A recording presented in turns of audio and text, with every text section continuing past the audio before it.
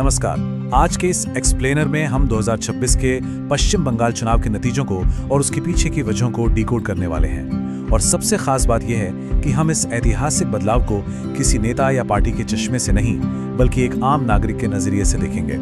आखिर ग्राउंड पर अचानक ऐसा क्या बदला जिसने इतने बड़े नतीजों को जन्म दिया? चलिए बिना किसी देरी के इस पूरे घटना चक्र को मिलकर समझते हैं। ओके, चलिए इसमें थोड़ा गहराई से उतरते हैं। जरा पी रॉय और चैतन्य दा की इस कहानी पर गौर कीजिए। एकदम कट्टर दक्षिणपंथी यानी राइट विंग समर्थक और दूसरे लेफ्ट स्टूडेंट विंग के नेता। विचारधारा के मामले में दोनों एक दूसरे के बिल्कुल विपरीत। लेकिन जब हालात बदले ना, तो अपने ही कॉलेज में रूलिंग पार्टी के दबाव और असर से बचने के लिए इन दोनों को एक साथ आना पड़ा।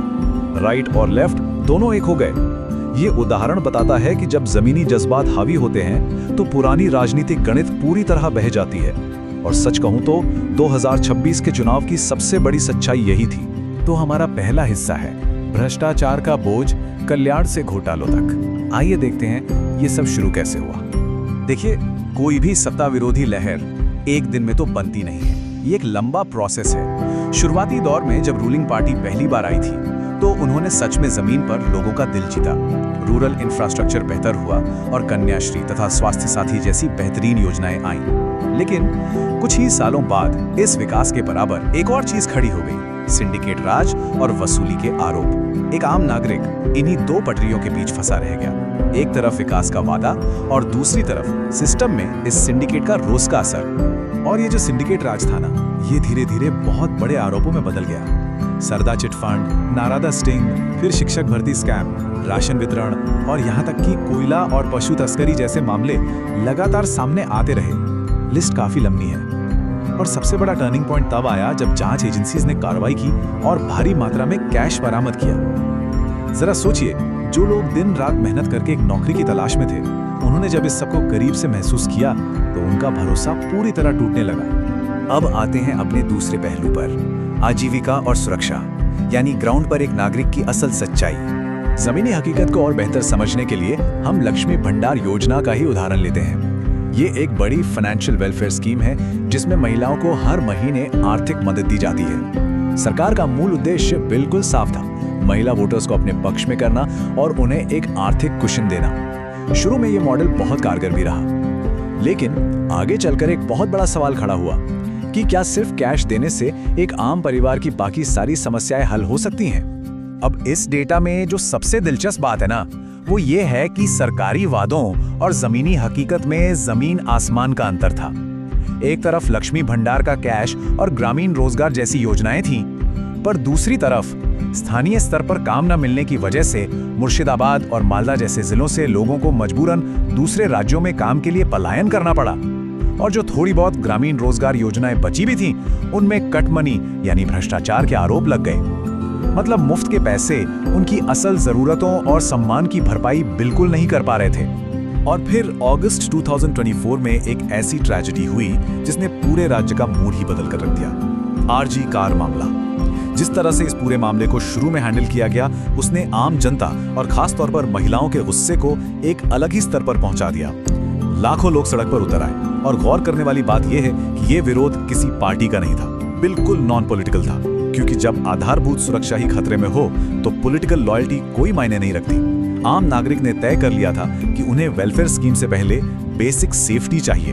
तो चलिए आगे बढ़ते हैं तीसरे हिस्से पर, समान अवसर, केंद्रीय बल और मतदाता सूची सुधार। तो यहाँ सबसे अहम बात यह है कि 2 लाख, हर एक फेज में लगभग 2 लाख सेंट्रल फोर्सेस की तैनाती की गई थी। इस स्केल का अंदाजा लगाइए। इतनी बड़ी संख्या में फोर्सेस के आने से ग्राउंड पर स्थिति कंप्लीटली बदल गई। इसने उन चुनावी धांधलियों और जबरदस्ती वोट डलवाने की आशंकाओं पर कड़ी रोक लगा दी जो पहले काफी आम मानी जाती थी। चुनाव आयोग के सख्त कदम की वजह से नागरिकों ने इस बार बिना किसी डर के पूरे आत्मविश्वास के साथ अपना मतदान किया। ग्राउंड पर अब पूरा खेल ही बदल चुका था। चुनाव आयोग ने ऐसे कई अधिकारियों का ट्रांसफर कर दिया जिन पर सरकार का पक्ष लेने के आरोप थे। इसके अलावा राजू नास्कर और सोना पप्पू जैसे स्थानीय बाहुबली जो पहले बहुत आसानी से वोट कंट्रोल करते थे, उन्हें पूरी तरह पीछे हटना पड़ा। और इसका नतीजा क्या हुआ? रूलिंग पार्टी का जो एक स्ट्रॉन्ग लोकल एनफोर्समेंट नेटवर्क था, जो जमीन पर सीधे लोगों तक पहुंचता था, वो पूरी तरह से बिखर गया। और इस नंबर को देखिए, 380। ये किसी पूरे गांव जो शहर का आंकड़ा नहीं है, एक अकेली जगह नोवापारा कि सिर्फ एक बूथ से 380 ऐसे नाम मतदाता सूची से हटाए गए जो या तो गुजर चुके थे या राज्य से हमेशा के लिए माइग्रेट कर चुके थे। इसे स्पेशल इंटेंसिव रिवीजन के तहत किया गया। विशेषज्ञों का मानना है कि इस एक कदम ने लिस्ट से हजारों फर्जी वोट्स को साफ कर दिया, जिसने आम आदमी के मत की कीमत को और मजबूत कर दिया और पूरी चुनावी प्रक्रिया को निष्पक्ष बनाया। अब जाहिर है विपक्ष ने इस बदलते हुए माहौल को बखूबी समझा। उन्होंने अपना पूरा अभियान इस एक सोच के इर्द गिर्द बुन दिया, भय वर्सेस भरोसा, यानी डर के खिलाफ विश्वास। ऑपोजिशन ने लगातार नागरिकों को ये एहसास दिलाया कि उन्हें अब किसी भी स्ट्रॉन्ग मैन से डरने की जरूरत नहीं है। एक ऐसे समय में जब लोग करप्शन और सेफ्टी को लेकर चिंतित थे, इस विश्वास ने आम नागरिक की सोच पर बहुत गहरा असर डाला।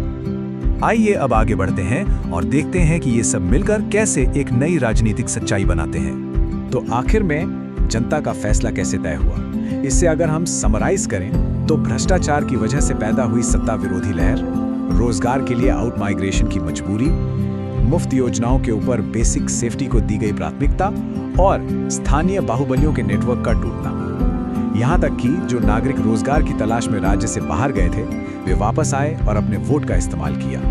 ये परिणाम सिर्फ राजनीति का नहीं था, बल्कि आम लोगों की रोजमर्रा की जिंदगी की चुनौतियों और सिस्टम से उनकी उम्मीदों का सीधा जवाब था। और इसलिए हम इस पूरे एक्सप्लेनर को एक बहुत ही अहम सवाल के साथ खत्म करते हैं। जरा सोचिए, जब नागरिक अपने पारंपरिक पार्टी समर्थन और मुफ्त की योजनाओं से ऊपर उठकर आधारभूत सुरक्षा और रोजगार को प्राथमिकता देते हैं, तो किसी भी सरकार को अस्तित्व में बने रहने के लिए खुद में क्या बदलाव लाने होंगे।